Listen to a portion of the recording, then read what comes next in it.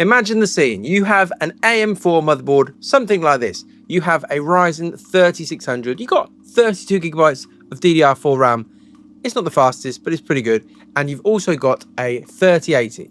Now, for most games, that would be a pretty good setup. But for Star Citizen, this is what it will get you. In Lawville, running around lots of times, using Vulkan, all the specs at the top of the screen there, you are getting less than 30 FPS. Not ideal for any game. And Star Citizen is obviously more than any game. So what are your options here? You might be thinking, well, maybe I'll just go out and get myself a nice new 9800 X3D or something like that. If you were to do that, this is what you'd get. You'd get pretty good performance, a big jump in performance in the cities, and in other parts of the game, it will work even better. The problem with this is it is very, very expensive. RAM obviously is ruining everything at the moment. Here is what I chucked this into a basket on scan in the UK. We're talking nearly £1,000. I'll put the numbers up for the other currencies. It's outrageously expensive. RAM itself is a big problem. And so what I want to explore in this video is, what are your options if you just want to stick with your current DDR4? So you've got your RAM and you're like, I'm just not changing this RAM. I'm not going to buy even DDR4 is quite expensive. I'm not going to buy anything else. I'm just going to stick with what I've got. And so this video, we're going to go through upgrades for the CPU on AM4. We're also going to look at some Intel options, and we're going to show you basically what's the maximum you can get out of a DDR4 setup. First up, what happens if you whack a Ryzen 5600 in? So next generation, it's got the same amount of cores, 6 cores, 12 threads, but it's a whole new jump in generation. So how does that do? These cost about £60 in the UK on eBay, and the 3600 is 40. So if you sell the 3600, this in theory only costs you 60 quid. What do you get? Well, on the graph you can see that, yeah, it's fine.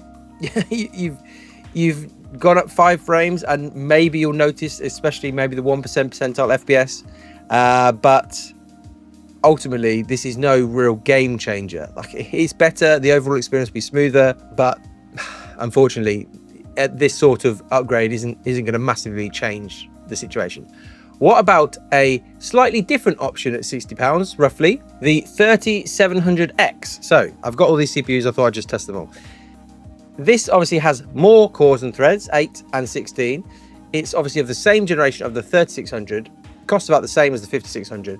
And so we do know that Star Citizen will chew through, it will require, if you give it more than 6 cores, 12 threads for this sort of generation of CPU. And so does the extra, is it more important to have extra cores, extra threads? Well, again, here's the graph, and you can see that, interestingly, it kind of performs pretty much the same as the 5600. And so you can see, effectively, you wouldn't notice any difference between them. Again, I think probably what's going on here is, although obviously the newer generation of Ryzen, the 5600, has its perks, having the extra cores and threads on the 3700X helps, definitely. So what now if you want to spend a little bit more? What if you just decide to stick with the 3000 series of Ryzen? So next, let's look at the 3900X, which costs £100. So we're starting to get more pricey here. My general advice on this channel, as we tested so much Star Citizen performance stuff over the years, has generally been, once you go past 8 cores, 16 threads, there's not really much value. I've tested this loads in the past. I've tested the high-end versions versus the 8-core versions, and generally there doesn't seem to be much benefit.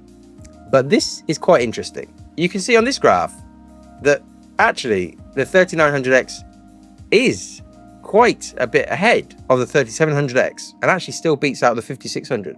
I guess my wondering around this is, as CIG have been working on the engine, have they actually made it more and more multi-threaded over the last couple of years that I really haven't noticed? I have to put my hands up and say, I haven't noticed. I haven't done any tests where I've tested, like, the obvious test is going to be the 9800 X3D or the 9850 X3D, whatever it's called, versus the new super duper fancy one, which has got all of the 3D V cache on both chiplets. That's the obvious test to do. It's just a very expensive test. But I think after doing this, I think I'm going to have to, because it does potentially look, there's a hint here that the engine has become better at using more cores and threads. At least that's what this seems to show. The 3900X is outperforming the 5600, and I wouldn't necessarily have thought that. I mean, there's something clock speed stuff as you go higher up the models and the X versions, whatever, but it's definitely going to require some more investigation. But let's continue on our path. The obvious thing, the obvious chip that everybody will be suggesting, screaming out, is to check out the 5800 X3D. Now, when I went onto eBay to check this out, I was shocked.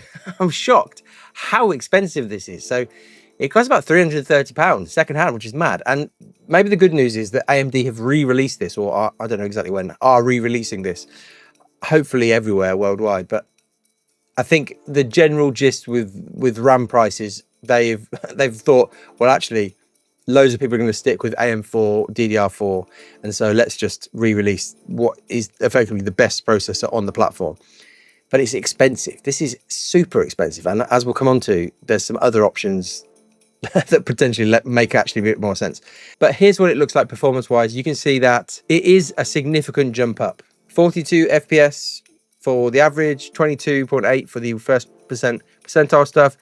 It's a generally much better experience in the cities. And again, once you're out of the cities, out in space, doing missions, whatever, this is going to fly in a way that these other CPUs don't. It is a significant step up, but on the secondhand market, it's so expensive. It's kind of crazy. I mean, you might then consider the 5700 X3D, which is a slightly cut down, I think, on frequencies version of this chip. It's £250 on kind of the secondhand market, but we're talking quite a lot of money. And as I'm going to show you, this isn't actually necessarily the best option on DDR4. Next up, it's a controversial choice.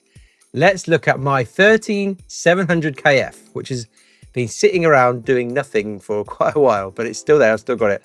And I paired it with the same RAM, this 32 gigabytes DDR4, CL16, 3200 stuff. And you can see here that actually it will outperform the 5800 X3D. Now, again, this might be a hint at the kind of core scaling of this. You know how we're saying more cores maybe are being used by the engine.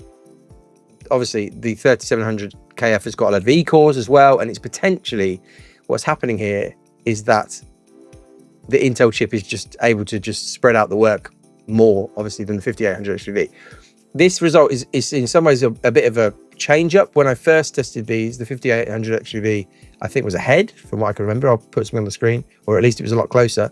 And so potentially as time has gone on, these chips have improved. The way it works in Star Citizen at least has improved. £200 for all of these 13700KF. You'd obviously have to, if you were switching from AM4, say you had the 3600 at the start, you'd have to buy a motherboard. That's about £100. So that, though, probably is the best option you can do. The big problem, though, big problem, the 13700KF and the 14700KF, or the 900 whatever's, they had a problem where they were degrading, and Intel has fixed this problem. So if you were to buy a new one of these, that wouldn't be an issue. Or if you had the BIOS updates and you made sure everything was sorted, it wouldn't be a problem. The problem is buying one of these on the second-hand market, you have no idea how that chip has been used. You don't know if it was running really heavily in a state which was damaging it for years. It's a complete lottery to buy one secondhand. So my recommendation, probably, this is such a mental thing to be recommending this CPU maybe, the 12700KF, which you can kind of get for about £160, at least when I looked on eBay. That, in my testing when they first came out, there's not much difference between the 12 and the 13700KF. They're pretty close. And so that didn't have the same degradation issues as the 13 and the 14th gen stuff. And so maybe ultimately that might be the best option. It would probably perform only a tiny bit behind that, but probably ahead of the 5800 XUV. If you are on DDR4 and you want to stick with that, if you're even on AM4, probably the best overall option, as nuts as it might be, is to get a 12700KF, or maybe if you're feeling very pricey, a 12900K or KF. And these chips from Intel can be pushed pretty hard, overclocked, but it's a nuts situation. And again, like I said, this whole thing where these chips with more cores the CPUs with more cores and threads seem to be outperforming.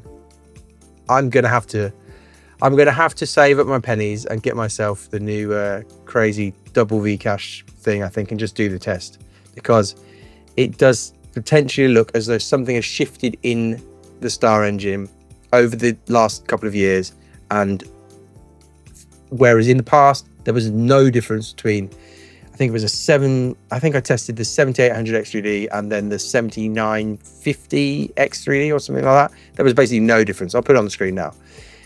Maybe what the hint is here is that there is some difference depending on how many cores and threads the CPU. Maybe it's not fair now to say that the cap really is 8 cores, 16 threads. Maybe as you go above that, the engine will spread out the load more. But I will do that test. But for now, I hope that's helpful. If you're on DDR4, if you're on AM4 from AMD, there's upgrade options. There's definitely a pathway. If you just want to stick with AM4, if you can afford a 5800 X3D or 5700 X3D, that's quite a good way to boost performance pretty massively in Star Citizen in the cities. And if you're feeling a bit more, well, I don't want to buy a load of DDR5, but I'm happy to buy a new motherboard and to switch across to Intel, I think the 12700KF is a decent shout for pretty good performance. In my time playing with this with a 13700KF, doing the testing, it feels pretty smooth. You might look at that graph and say, well, an average of 46 isn't great. It's not perfect. And for any other game, you'd be like, what's going on? But for Star Citizen, it's actually a pretty good experience. So there you go. Let me know in the comments if you're still you're sticking with DDR4. Let me know if anybody has had a DDR5 system but then cashed in on the DDR5. They thought, well, this is worth so much money, I'm just going to sell this and move back to DDR4. I mean, there's all sorts of options. Hopefully the RAM crisis will eventually go away and we'll get back to normal stuff. But for now, DDR4 is a genuine option if you're putting together a newer system. Maybe not brand new, but if you're looking to upgrade or buy some parts, I think DDR4 still has some life left in it for Star Citizen at the top end at least.